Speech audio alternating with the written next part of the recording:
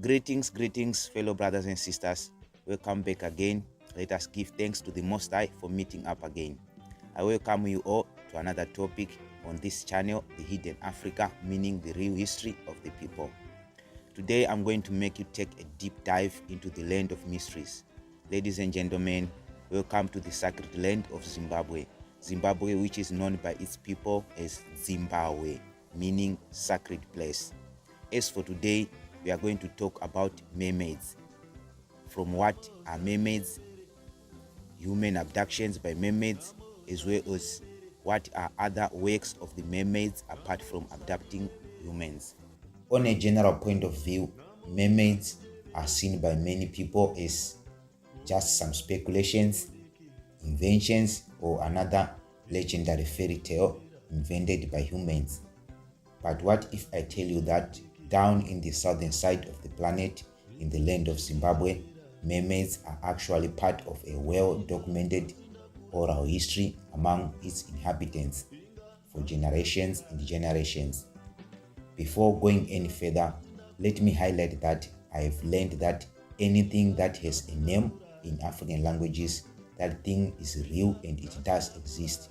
Mermaids are called Njuzu by the Shona people.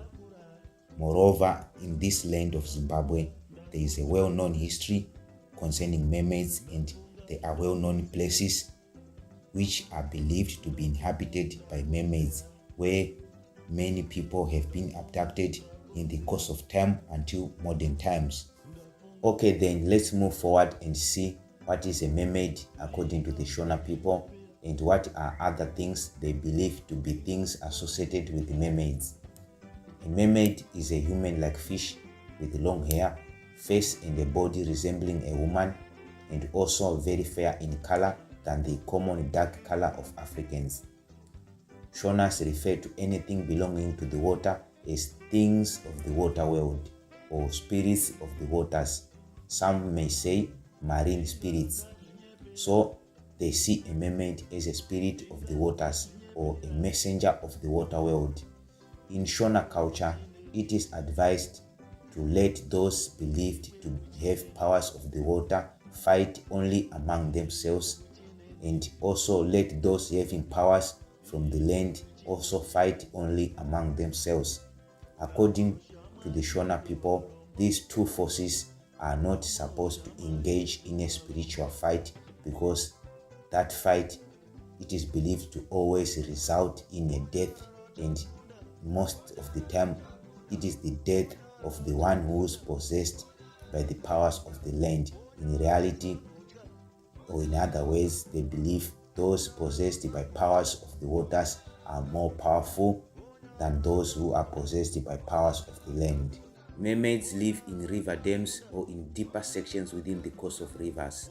These rivers are rivers where water is ever flowing throughout the seasons. On these places, it is where majority of human abductions occur. Such areas, since they are regarded as sacred places, Shona traditions forbids people to carry metal objects when going to that area. They also don't allow use of vulgar language on that area also. So here it is how the procedure goes after a person is believed to have been abducted by mermaids.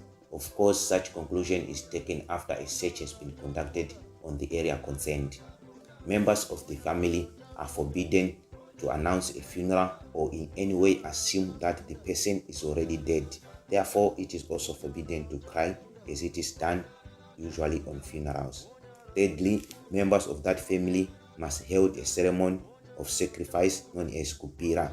This sacrifice is done on that area where the person has disappeared from. This ceremony is done by sacrificing a beast, and that beast must be of black color. From a period of 3 to 7 days, many of the abducted people reappears well alive, and some reappears dead, their corpses floating above the water. The reason why some came back alive and some came back dead is unknown, but usually it is attributed to some mistakes which have occurred during the sacrifice or from the moment the person has disappeared. In addition to that, it is good to highlight that not everyone has come back within a period of a week, but some came back even after a decade. Moreover, Those who came back alive, some of them, they become doctors, in other words, traditional healers, sangomas, and some became dreamers, meaning those whose dreams turn out to be reality and can foresee upcoming life events. In addition to that, also, some they tend to be mentally unstable, in particular on that period when the moon is very slim or is just a slice. Mermaids don't work through abductions only, but they also have other ways, in particular possessing the living being. This possession usually occurs to women, not just women, but very, very beautiful women. Most of them are very fair in color. The person possessed is known to be someone who have shaverenjuzu, meaning someone possessed by mermaid spirits or someone with the gift of a mermaid. If a person is assumed to be possessed by the spirit of a mermaid, that spirit must be evoked, thus calling it out by the help of a traditional healer, where the spirit is supposed to speak and say what are its desires. Therefore, a traditional ceremony of welcome must be done. That ceremony is done in places where there is a river or a dam within a river, but it must be a place where water flows non-stop throughout the seasons. If the spirit is not welcomed, instead of being a benefiting one, it changes and becomes a malicious gift or talent that will end up causing problems in the life of the concerned person.